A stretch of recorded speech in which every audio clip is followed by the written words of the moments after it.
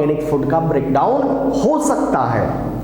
अब हम बात करेंगे types of respiration on the basis of presence and absence of oxygen, यानी ऑक्सीजन प्रेजेंस होगा और ऑक्सीजन एब्सेंस होगा तो रेस्पिरेशन का टाइप्स क्या है। तो बेटा जी हम पढ़ेंगे एक एरोबिक रेस्पिरेशन और दूसरा हम पढ़ेंगे एनारोबिक रेस्पिरेशन। इतनी बातें समझ में आ गई, एकदम क्लियर। अब सुनो, जब यहां पर आप नोटिस कर रहे हो कि सर रेस्पिरेशन के लिए आप O2 को ले रहे हो और CO2 को दे रहे हो, क्लियर, तो हम लोग क्या करते हैं, ब्रीदिंग में O2 लेते हैं और O2 जब हमारे, जैसे ऐसे समझो, मान लो थोड़ा सा एक झलक आपको समझा दें, एक छोटी सी सीन है यहाँ, ये मान लो लंग्स की एल्वोलाई है। लंग्स में छोटे छोटे बक्से होते हैं, बॉक्स होते हैं, मेम्ब्रेन बाउंड थैलियाँ होती है, वेसिकल्स होते हैं, जिसमें ऑक्सीजन मेरा स्टोर होता है ना।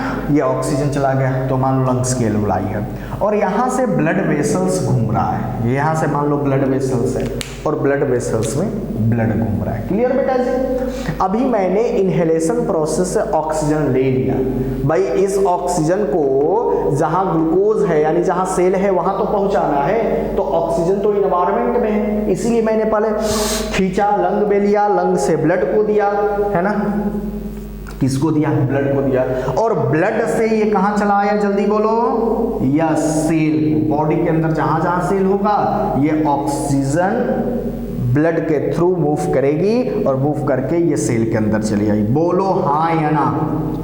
और सेल के अंदर जैसे ऑक्सीजन आया, ग्लूकोज इसी इंतजार में तो बैठा था कि ऑक्सीजन आएगा, मैं टूटूंगा और सेल को एटीपी बनाऊंगा। बात समझ में आ रही है। तो ये पूरी प्रोसेस, तो आपने क्या देखा कि ये एनिमल सेल के अंदर, भाई ब्लड तो एनिमल सेल की, ब्लड है तो मतलब एनिमल की बातें चल रही हैं, है ना, तो ये एनिमल सेल के अंदर होने वाली प्रोसेस है। मतलब एक बात हम समझ गए कि सर एनिमल सेल के अंदर लंग्स में एयर जाना, ब्लड में जाना, ब्लड से सेल के अंदर जाना, और सेल के अंदर जाकर के, मान लो ये सेल है, सेल के अंदर जाकर के ग्लूकोज को ऑक्सीडाइज करना, एटीपी बनाना और CO2 बनाना, बोलो हाँ यार। फिर इस CO2 को ब्लड में भेजना, फिर इस ब्लड से CO2 लंग्स के एल्वोलाई में जाएगा और मेरे नॉस्ट्रिल से, है ना, होते हुए ये CO2 बाहर चला जाएगा। मतलब एक बात तो समझ में आ गई कि सर गैसियस एक्सचेंज के लिए, मतलब O2 अंदर आना, सेल के पास पहुंचना, और सेल के पास ग्लूकोज के ब्रेकडाउन से जो CO2 बना है वेस्ट प्रोडक्ट, वो सेल से बाहर निकलना। मतलब गैसियस एक्सचेंज के लिए हम लोगों में, एनिमल्स में एक प्रॉपर पाथवे होता है ना, एक प्रॉपर रेस्पिरेटरी सिस्टम होता है जिसके थ्रू ये गैसियस एक्सचेंज होता है। बेटा जी ग्लूकोज को तोड़ना है, ऑक्सीजन लाना पड़ेगा, तो ऑक्सीजन का आना फिर CO2 का बाहर निकलना, एक प्रॉपर रेस्पिरेटरी पाथवे होता है। लेकिन प्लांट सेल में ऐसा नहीं होता है। प्लांट सेल में ना ब्लड है, ना नोज है, कुछ नहीं है भाई, ना लंग्स है। तो प्लांट सेल में यहां समझो, छोटा सा झलक है, मान लो ये प्लांट सेल की लीफ है। क्या है बेटा जी, प्लांट सेल की लीफ है। तो प्लांट सेल में जो गैसियस एक्सचेंज होता है भाई, इसके सेल में भी ग्लूकोज इंतजार कर रहा है कि ऑक्सीजन आएगा तो मैं टूटकर एटीपी बनाऊंगा।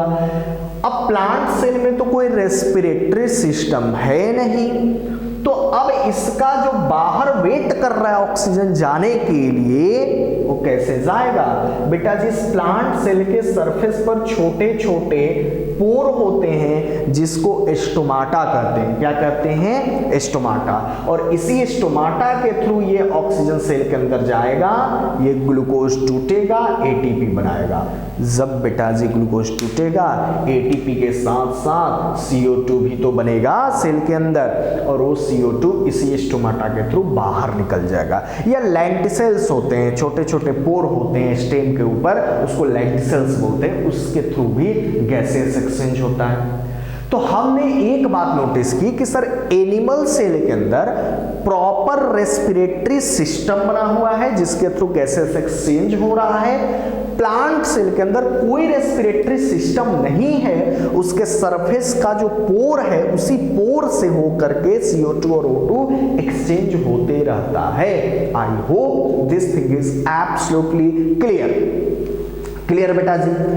तो चलिए अब हम लोग समझेंगे कि ऑक्सीजन के प्रेजेंस एंड एब्सेंस के बेसिस पर, ऐसा नहीं है कि ऑक्सीजन नहीं जाएगा तो सेल नाराज हो जाएगा, ग्लूकोज नहीं तोड़ेगा, नहीं टूटेगा ग्लूकोज, कम एनर्जी बनेगा, है ना, कंप्लीट ऑक्सीडेशन नहीं होगा ग्लूकोज का, ऑक्सीजन जाएगा तो ग्लूकोज का कंप्लीट ऑक्सीडेशन होगा। तो अब हम लोग पढ़ेंगे टाइप्स ऑफ रेस्पिरेशन यानी एरोबिक और एनारोबिक। तो चलिए बेटा जी इसको हम लोग नेक्स्ट क्लास में देखेंगे।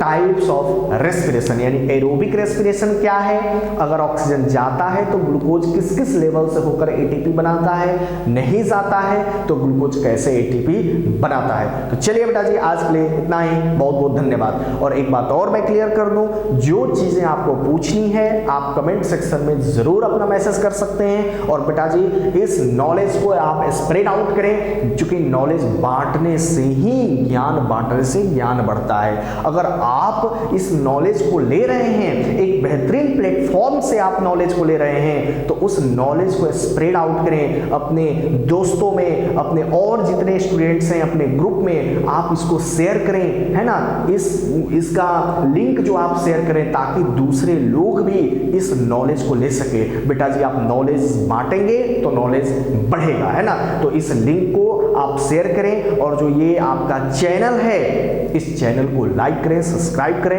है ना बेटा जी, और नॉलेज को बहुत से बहुत स्प्रेड आउट करें ताकि आपकी भी ज्ञान बढ़े, है ना। तो चलिए आज के लिए बस इतना ही। Thank you students.